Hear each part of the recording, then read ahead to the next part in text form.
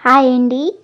ఇవి మా ఇంటి దగ్గర నాటుకున్న డేరే పువ్వు. చూడండి ఎంత అందంగా ఉందో. నా దగ్గర చాలా కలర్స్ అయితే ఉన్నాయి. ఒక 20 కలర్స్ వరకు అయితే ఉన్నాయండి. ఈ సంవత్సరం పెరికి నాటుకుందామని చెప్పి ఉన్న గడ్డలన్నీ తవ్వాను. చాలా గడ్డలు వచ్చాయి. ఇక ఇవన్నీ నేనేం చేసుకుందామా అనుకునే లోపల నాకు ఇన్‌స్టాగ్రామ్‌లో ఒక అమ్మాయి పరిచయం అయింది. ఆ అమ్మాయి "నీ దగ్గర ఉన్న కలర్స్ నాకివ్వు. నేను నీకు నా దగ్గర ఉన్న కలర్స్ ఇస్తాను" అని అయితే చెప్పింది.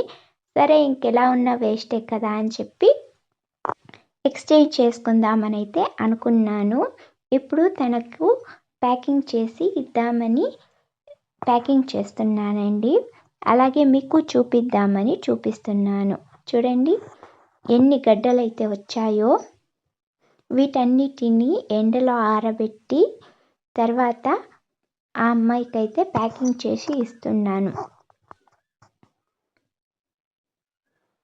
చూడండి ఎండేసరికంతా చాలా మెత్తగా ఉండే చిన్న సైజ్ బల్బులంతా చాలా ఎండిపోయాయి, వేస్ట్ అయిపోయాయండి. సరే అని పారేసి బాగుండేవి మాత్రం ఎత్తుకొని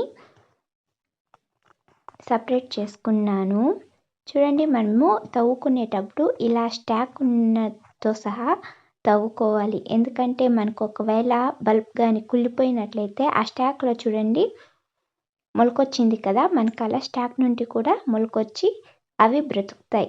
చూడండి ఇక్కడ బల్బ్స్‌కి ఎలా స్ప్రౌట్స్ వచ్చాయో. ఈ వీడియో మొత్తం చూడండి. మీకు నచ్చినట్లయితే సబ్స్క్రైబ్ చేసుకోండి ఫ్రెండ్స్.